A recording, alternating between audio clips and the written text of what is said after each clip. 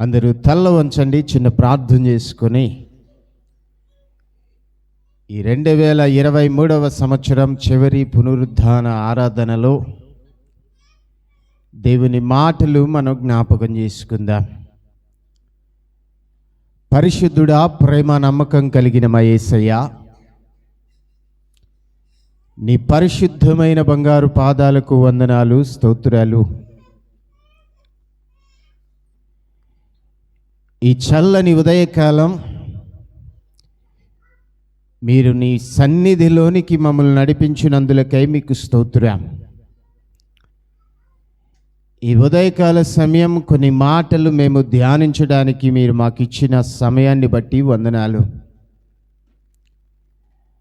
నిలువబడిన నన్ను నీ సిలువ చాటున మరుగుపరిచి మా జీవితాలకు యంత్ర శబ్దం ద్వారా ఎందరైతే దేవుని మాటలు వింటున్నారో వారందరి జీవితాలకు కావలసిన శ్రేష్టమైన ఆత్మీయ పాఠములు మీరు మాకు అనుగ్రహించమని, మీ దీవెన ఆశీర్వాదాలతో మమ్మల్ని నింపి నడిపించమని యేసు నామములో ప్రార్థించి అడిగి వేడుకుంటున్నాము తండ్రి, ఆమేన్. మనమందరం ఈ డిసెంబర్ మాసములో క్రిస్మస్ సంబరాలతో, క్రిస్మస్ ఆనందాలతో ఇప్పటి వరకు గడుపుకుంటూ వచ్చాం. ఈ క్రిస్మస్ ఆనందం సంబరాలు అయిపోయిన వెంటనే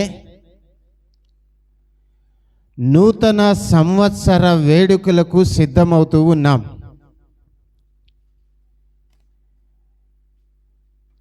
క్రైస్తవులమైనటువంటి మనకు ఈ డిసెంబర్ మాసం ఆనందాన్ని ఇచ్చేటువంటి నెల మాసంగా ఉంది. యేసు ప్రభు పుట్టాడని సంబరాలు చేసుకున్నాం.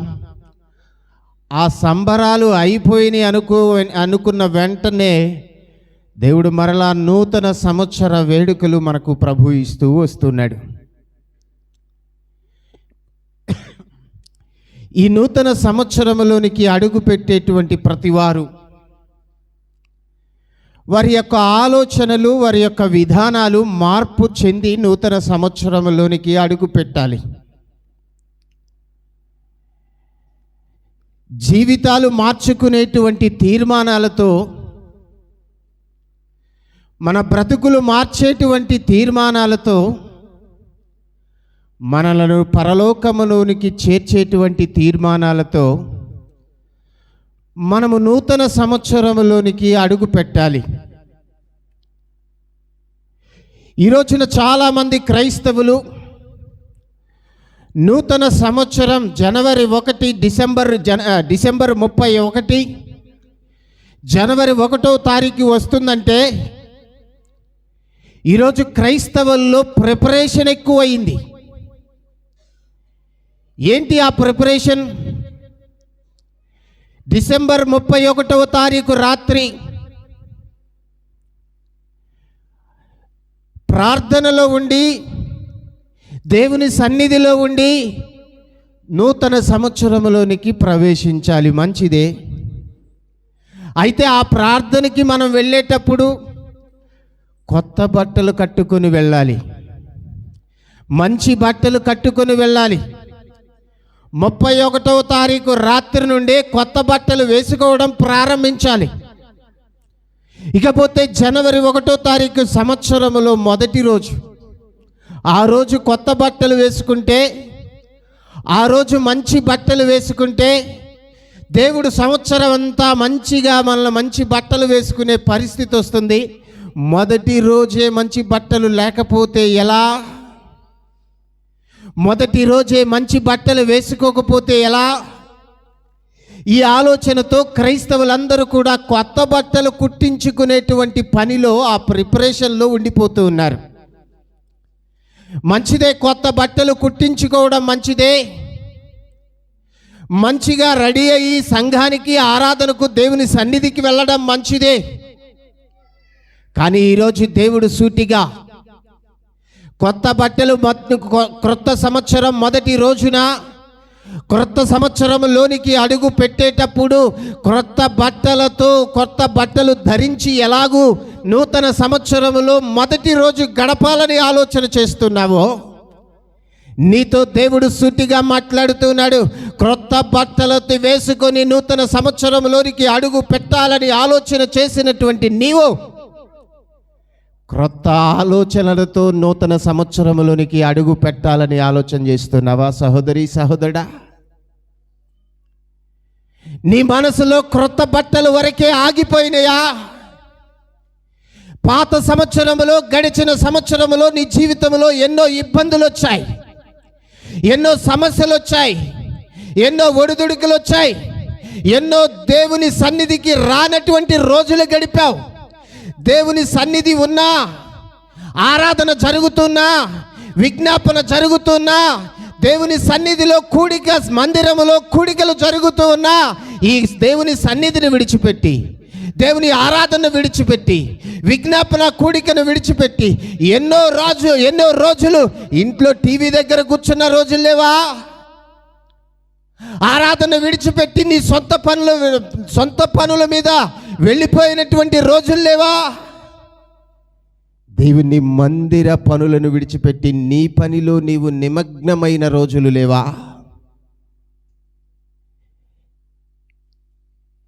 దేవుని సన్నిధిని నిర్లక్ష్యం చేస్తూ బ్రతికినటువంటి నీవు, దేవుని సన్నిధిని నిర్లక్ష్యం చేస్తూ బ్రతికినటువంటి మనము ఈ నూతన సంవత్సరంలోనికి అడుగు పెట్టేటప్పుడు ఒక క్రొత్త తీర్మానముతో, ప్రభువా, ఇన్ని రోజులు ఒక అన్యుని వలె, ఇన్ని రోజులు ఒక దేవుని ఎరుగని, క్రీస్తుని ఎరుగనటువంటి ఒక వ్యక్తి వలె నేను జీవించాను, నేను బ్రతికాను, నా జీవితం ముందుకు కొనసాగింది. కానీ 2024వ సంవత్సరంలోనికి అడుగు పెట్టేటువంటి నేను 2024వ సంవత్సరం ప్రారంభము నుండే నా బ్రతుకు మారాలి, నా జీవితం మారాలి, నా ఉద్దేశాలు మారాలి, నా ఆలోచనలు మారాలి, నా పద్ధతులు మారాలని ఒక మంచి తీర్మానముతో మనం ప్రభు సన్నిధిలోనికి అడుగు పెట్టాలి. అసలు అలాంటి తీర్మానము నీవు నేను చేసుకోవాల్సినటువంటి అవసరం ఎందుకు వచ్చిందో తెలుసా?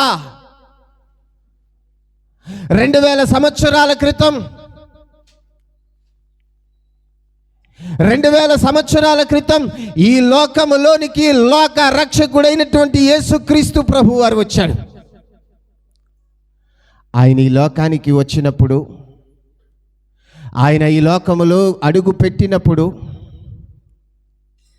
క్రైస్తవులకు స్వాతంత్ర్యము లేదు. క్రైస్తవులు ఎలాగ పెడితే అలాగూ దేవుని ఆరాధించుకునే పరిస్థితి లేదు.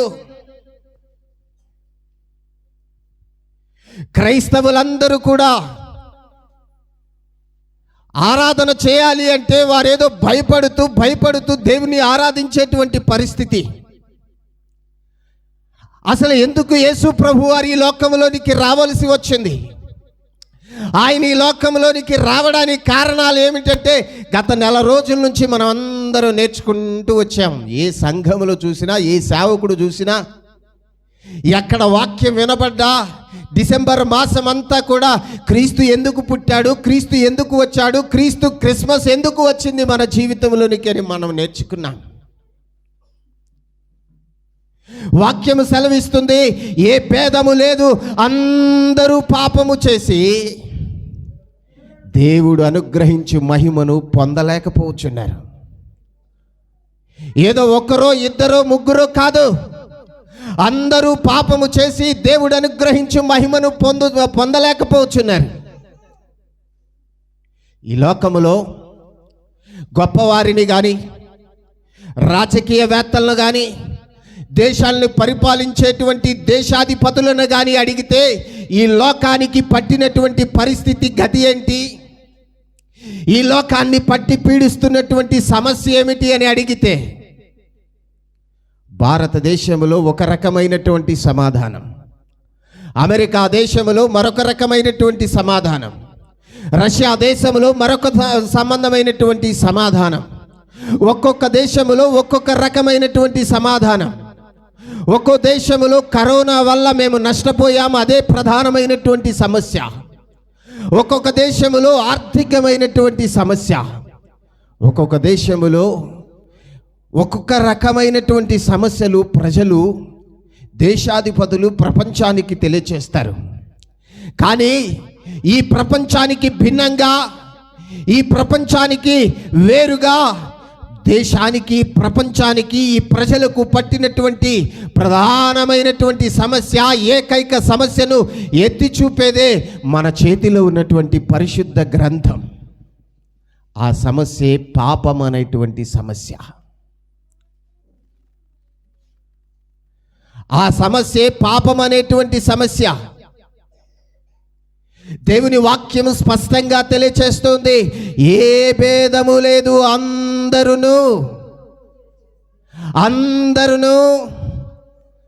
డబ్బు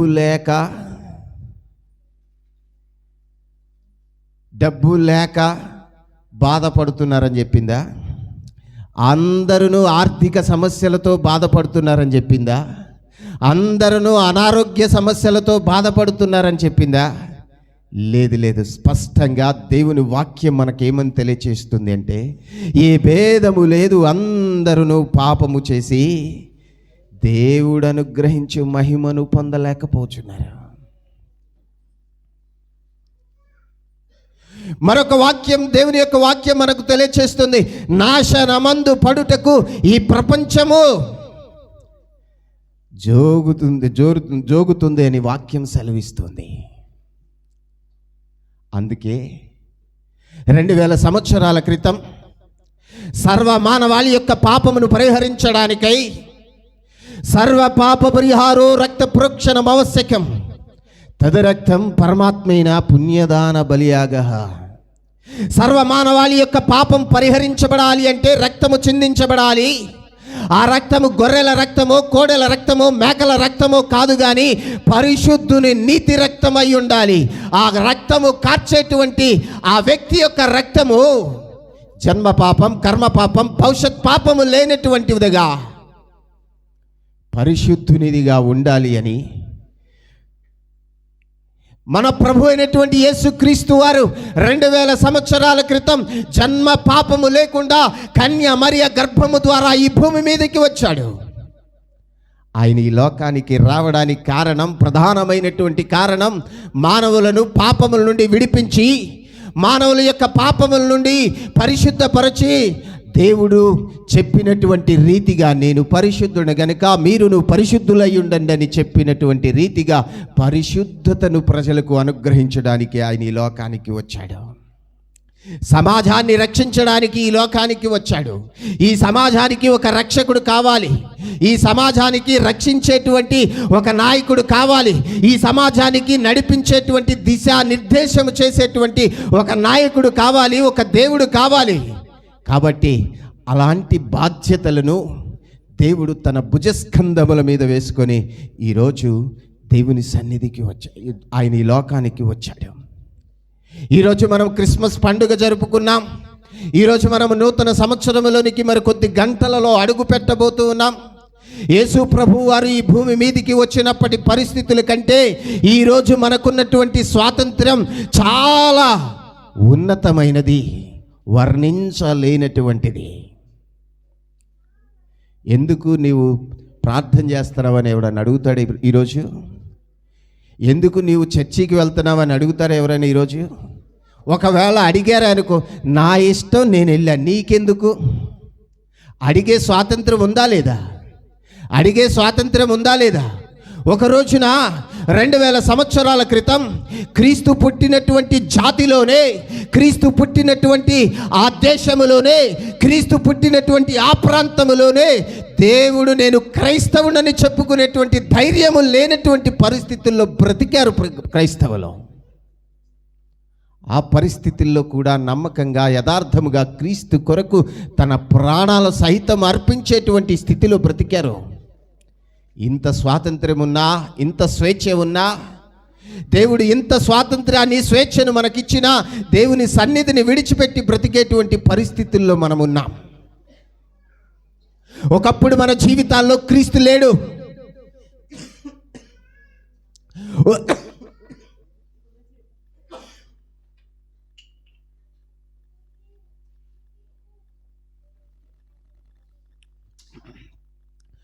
ఒకప్పుడు మన జీవితాల్లో క్రీస్తు లేడు.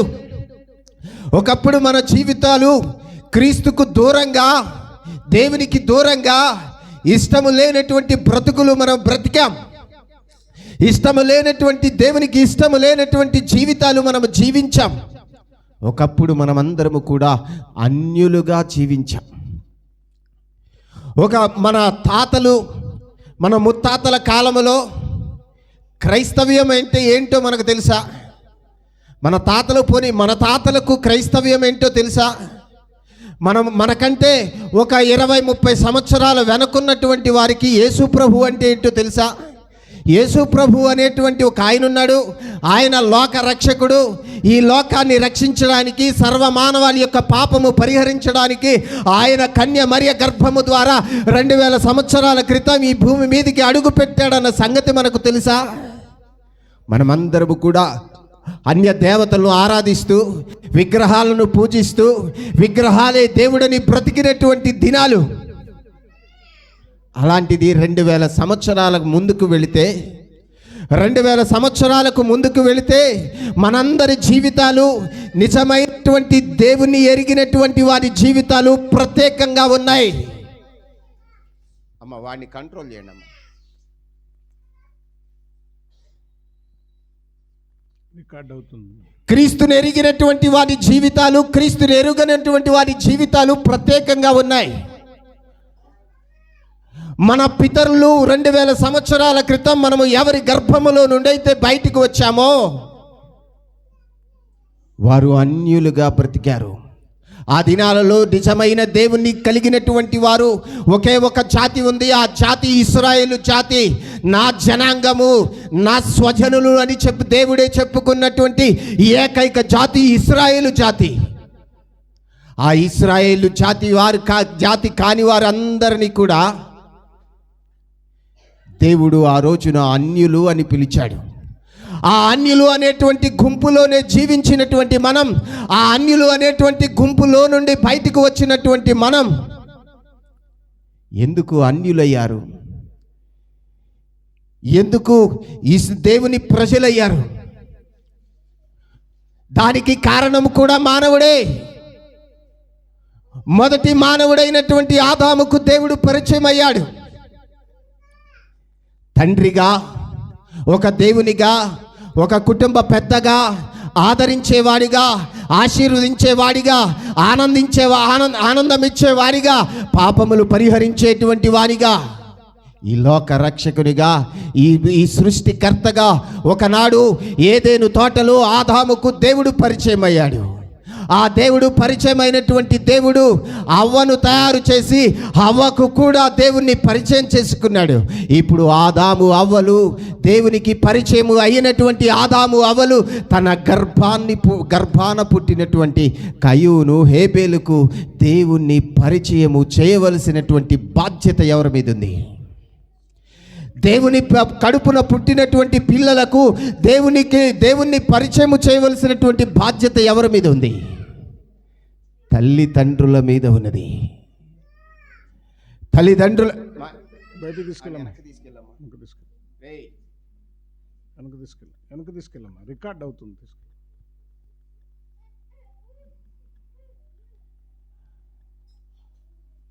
ఒక గర్భాన ఒక పిల్లవాడు పుడితే, ఒక తల్లికి ఒక పిల్లవాడు పుట్టాడు. ఒక తల్లికి పిల్లవాడు పుట్టిన తరువాత ఆ పిల్లవాడు బయటకు రాగానే తల్లిని గుర్తుపడుతున్నాడు. పిల్లవాడు గర్భవాసము నుండి భూవాసిగా మారిన రోజు నుండి తల్లిని గుర్తుపడుతూ ఉన్నాడు. ఆ తల్లిని గుర్తుపట్టినటువంటి ఆ బిడ్డకు రోజులు గడిచే కొద్దీ ఆ పిల్లవాడు మనుషులను గుర్తుపట్టేటువంటి సమయం వచ్చేసరికి ఆ తల్లి ఏదో ఒక మనిషిని చూపించి నాన్న అని పరిచయం చేస్తుంది. నాన్న అని పిలవరా అని ఆ తండ్రిని పరిచయం చేసేటువంటిది ఎవరు? తల్లి. తల్లి తండ్రిని పరిచయం చేయడం ప్రారంభించింది. ఏదో ఒక రోజున ఆ పిల్లవాడు నాన్న అని పిలవగానే ఆ తండ్రికి ఆనందం ఉండదు. ఆ ఆనందం అంతు పట్టదు. లెక్కలేనంత ఆనందం ఆ తండ్రికి వస్తుంది. నా పిల్లవాడు నన్ను నాన్న అని పిలిచాడని. ఒక పిల్లవానికి తండ్రిని పరిచయం చేసేటువంటి బాధ్యత తీసుకున్నటువంటి తల్లి, ఆ తల్లిదండ్రులిద్దరూ కలిసి దేవుణ్ణి పరిచయము చేయవలసినటువంటి బాధ్యత కూడా తీసుకోవాలి. ఆది తల్లిదండ్రులైనటువంటి ఆదాము అవ్వలు తన కడుపును పుట్టినటువంటి ఆ బిడ్డలకు దేవుణ్ణి పరిచయం చేయడంలో ఫెయిల్ అయిపోయారు. ఆ ఫెయిల్ అయిన కారణాన్ని బట్టి అనతి కాలములోనే ప్రజలందరూ కూడా దేవునికి దూరంగా వెళ్ళిపోయారు. దేవుడు భూమి వైపు తొంగి చూస్తే నరుల చెడుతనము భూమి మీద చెడ్డదిగా మారిపోయింది. ఆ తర్వాత దేవుడు ఈ భూమిని జల ప్రళయముతో నాశనము చేశాడు. నోవాహుని ఏర్పాటు చేసుకున్నాడు, ఓడను కట్టించాడు. కొంతమంది నోవాహు కుటుంబాన్ని దేవుడు రక్షించాడు. నోవాహు కుటుంబము జల ప్రళయములో నుండి బయటకు వచ్చిన తర్వాత నోవాహు కుటుంబాన్ని కూడా దేవుడు ఆశీర్వదించాడు. వారి గర్భవాసములో నుండి వచ్చినటువంటి వారు కూడా అనతి కాలములోనే దేవుడు లేనటువంటి ప్రజలుగా, దేవుడు లేనటువంటి జనాంగముగా, కొందరేమో సూర్యుని నమ్ముకొని సూర్యుడే దేవుడు అనుకుని వెళ్ళిపోయారు. కొందరేమో చెట్టును నమ్ముకొని చెట్టే దేవుడని వెళ్ళిపోయారు. కొందరేమో చంద్రుని నమ్ముకొని చంద్రుడే దేవుడు అనుకుని వెళ్ళిపోయారు. కొందరేమో విగ్రహాలను నమ్ముకొని ఆ విగ్రహమే దేవుడు అనుకుని వెళ్ళిపోయారు. ఇలాగూ అనేక మంది అనేక రకాలుగా నోవాహు గర్భములో నుండి వచ్చినటువంటి వారందరూ కూడా మరలా అనతి కాలములోనే దేవునికి దూరమై వెళ్ళిపోతే, ఆ కాలములో నీతిమంతుడైనటువంటి అబ్రహామును దేవుడు ఏర్పాటు చేసుకొని ఈ ప్రజలందరినీ విడిచిపెట్టి తనకంటూ ఒక జనాంగాన్ని ఏర్పాటు చేసుకున్నాడు. ఆ జనాంగమే నా జనాంగము, వారే నా పిల్లలు అని దేవుడు చెప్పుకోవడం ప్రారంభించాడు. అలా అని ఇశ్రాయేలు ప్రజలతో పాటు అన్యజనుల మీద కూడా దేవుడు ఒక కన్నేసి వచ్చాడు. అబ్రహామునే ఎందుకు ఏర్పాటు చేసుకున్నాడు? వివేకము కలిగి దేవుణ్ణి వెదకువారు కలరేమో అని. ఆయన ఆకాశము నుండి నరులను చూస్తూ ఉన్నప్పుడు అబ్రహాము కనపడ్డాడు. అబ్రహామును దేవుడు ఏర్పాటు చేసుకున్నాడు. ఈ ఇశ్రాయేలు ప్రజల పట్ల దేవుడు గొప్ప కార్యాలు చేస్తూ ఉన్నాడు. అవి అన్యులు చూస్తూ ఉన్నాడు. ఉదాహరణకు రాహాబ్ అనేటువంటి వేశ్య, ఆమె అన్యురాల? దేవుని జనాంగమా? రాహాబ్ అనేటువంటి వేశ్య అన్యురాలైనటువంటి ఆ రాహాబు దేవుని మీద విశ్వాసం ఉంచిందా, ఉంచలేదా? దేవుని నమ్ముకుందా, నమ్ముకోలేదా? రక్షించబడిందా, రక్షించబడలేదా? రక్షించబడింది, దేవుని నమ్ముకుంది. కారణం ఏంటంటే దేవుడు చేసేటువంటి ఇశ్రాయేలు ప్రజలకు దేవుడు చేసేటువంటి గొప్ప కార్యాలు ఆమె విన్నది. ఆమె విని ఆమె జీవితాన్ని మార్చుకుంది. ఆమె జీవితాన్ని మార్చుకుంది.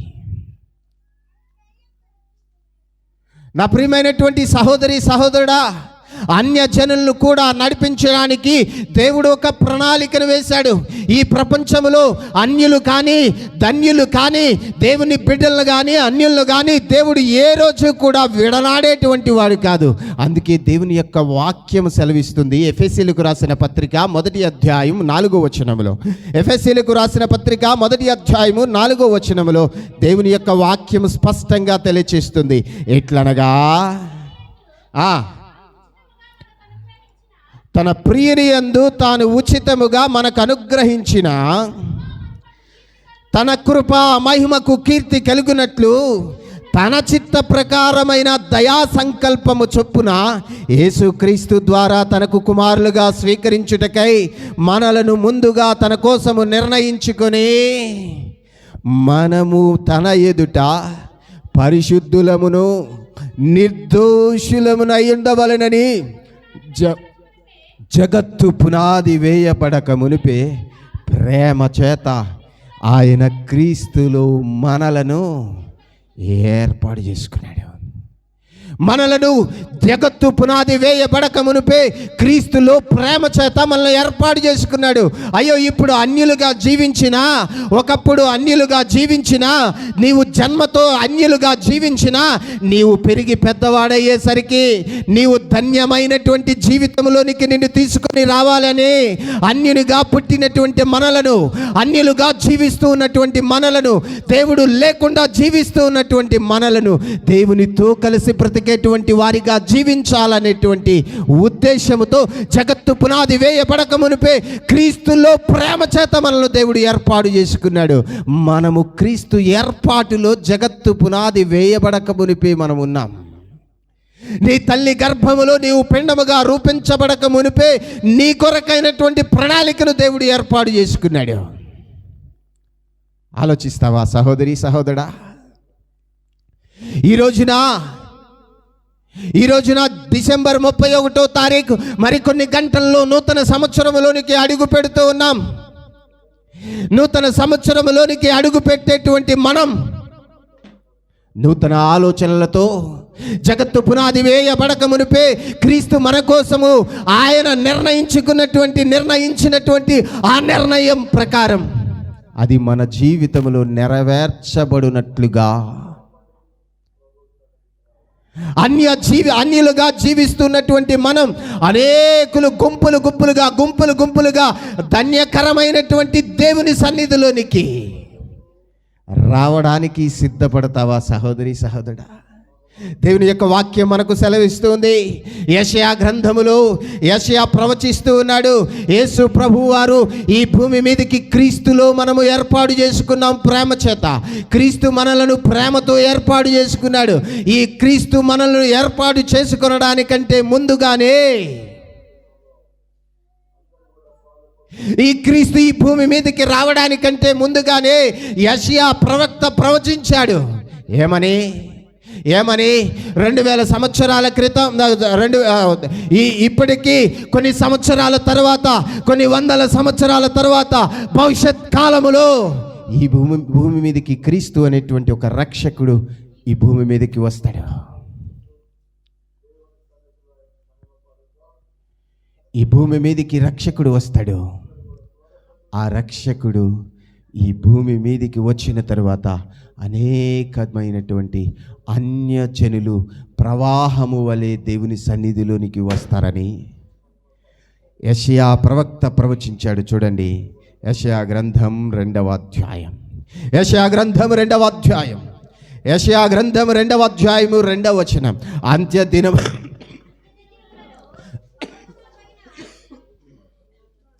అంత్య దినములలో పర్వతముల పైన యెహోవా మందిర పర్వత శిఖరమున స్థిరపరచబడి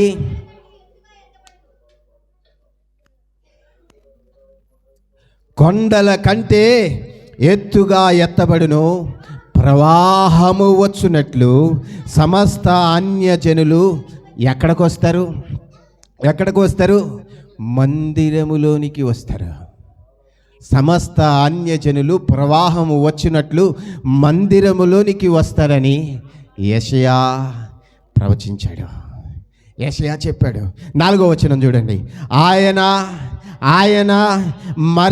మధ్యవర్తి అయి అన్యజనులకు న్యాయము తీర్చును, అనేక జనములకు తీర్పు తీర్చును. ఎవరైనా యేసు ప్రభు లోక రక్షకునిగా ఈ భూమి మీదకి ఒక ఆయన అడుగు పెడతాడు. దేవుని కుమారుడు మరియ గర్భము ద్వారా ఈ భూమి మీదకి అడుగు పెడతాడు. కన్యక గర్భవతి అయి కుమారుని కంటుంది. ఆమె కుమారుడు ఈ భూమి మీద ఉన్నటువంటి ప్రజలందరికీ, అన్యులకు దేవుని ప్రజలకు మధ్యలో ఒక మధ్యవర్తిగా, దేవునికి మానవులకి మధ్యలో ఒక మధ్యవర్తిగా వచ్చినటువంటి ఆయన మధ్యవర్తిత్వం చేసి అనేకమైనటువంటి అన్యజనులను ప్రవాహం వలె దేవుని మందిరములోనికి చేర్చి అనేకులకు ఆయన తీర్పు తీర్చేటువంటి పరిస్థితి రాబోతుంది. మరొక మాట చూద్దాం. అదే యెషయా గ్రంథం 42వ అధ్యాయం, అదే యెషయా గ్రంథం 42వ అధ్యాయం.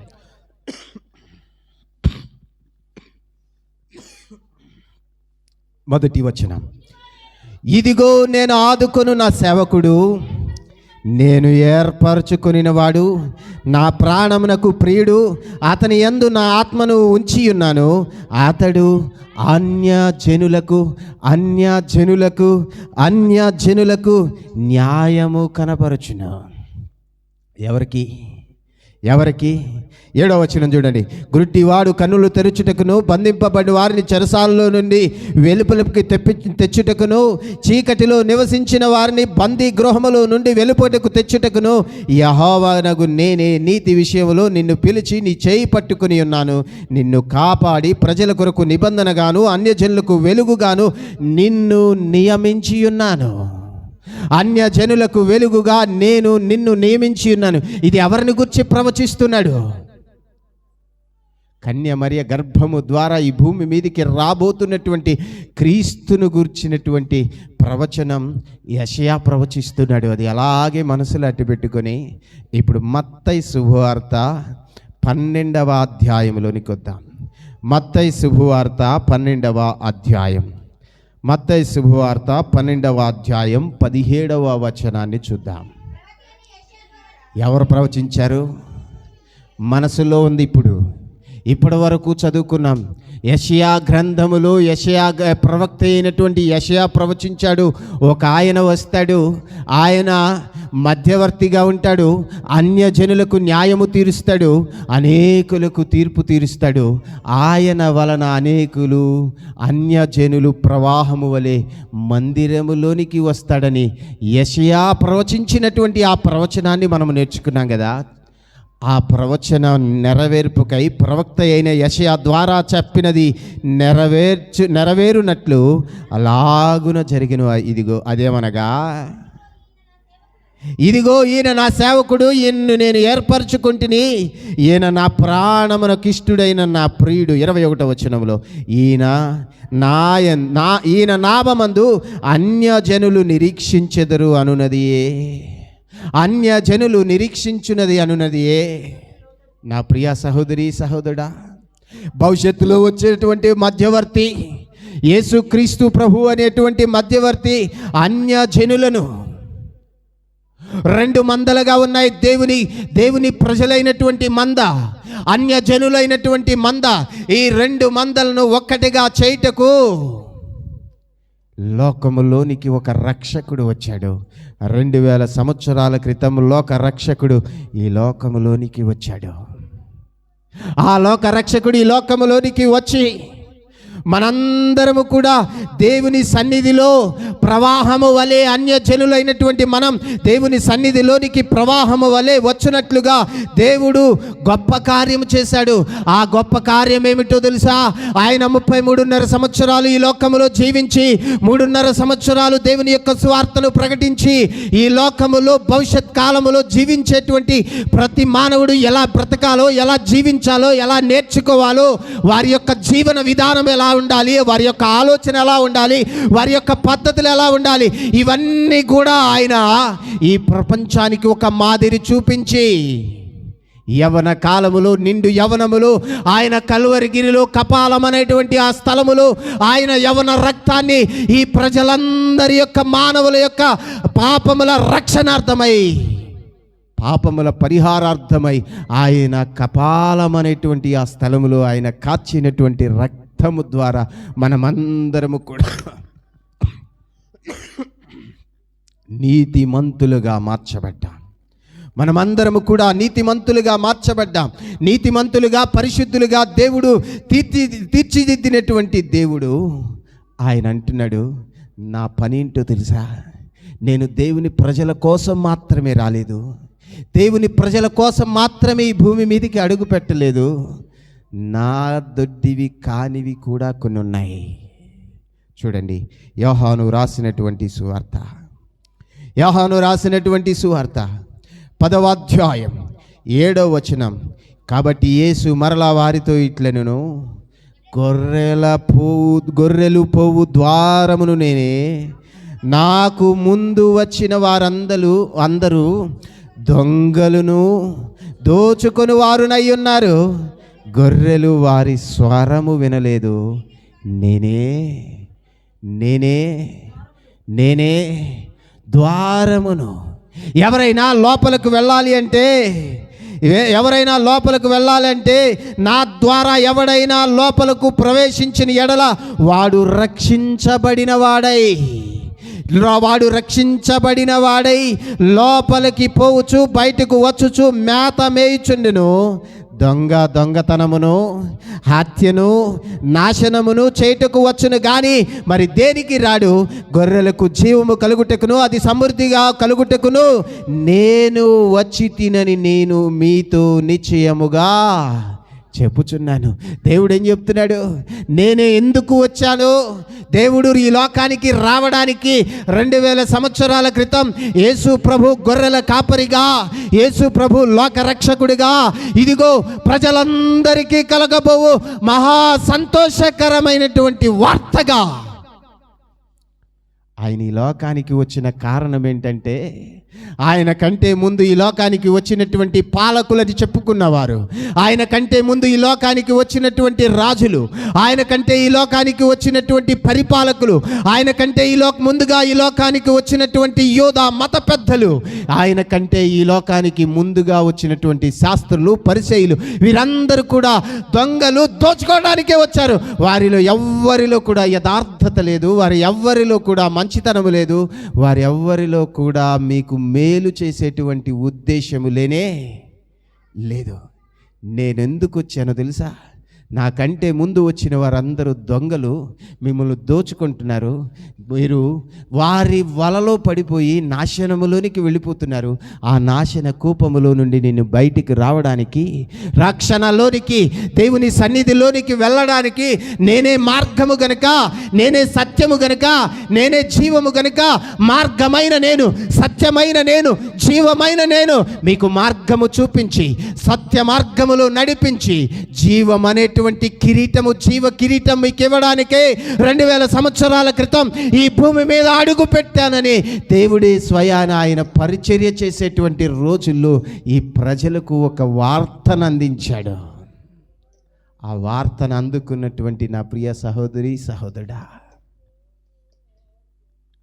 2000 సంవత్సరాల క్రితం ఆయన కల్వరి గిరిలో ఆయన వార్త అందించడమే కాదు, మాట చెప్పడమే కాదు, చెప్పడానికే కాదు ఆయన వచ్చింది, ఆయన చేసి చూపించి ఆరోహణమై వెళ్ళిపోయాడు. ఆయన నేను మరలా వస్తాను, నేను మీకు స్థలము సిద్ధపరచ వెళ్ళుచున్నాను, నేను మరలా వస్తాను, నేనుండే స్థలంలో మీరు ఉండలాగున నేను మరలా మిమ్మల్ని తీసుకుని పోవడానికి వస్తానని చెప్పి మరీ వెళ్ళాడు దేవుడు. చెప్పి వెళ్ళిన దేవుడు మరలా తిరిగి వస్తాడు. ఆ తిరిగి వచ్చినప్పుడు ఆయన కట్టినటువంటి, ఆయన సిద్ధపరిచినటువంటి, ఆయన ఉండేటువంటి ఆ స్థలములో నీవు నేను ఉండాలి అంటే మనందరము ఆ స్థలము లోపలికి, ఆ ద్వారము లోపలికి మనము ప్రవేశించాలి అంటే దేవుడు అంటున్నాడు, నా ద్వారా తప్ప ఎవడును లోపలికి ప్రవేశింపలేడు.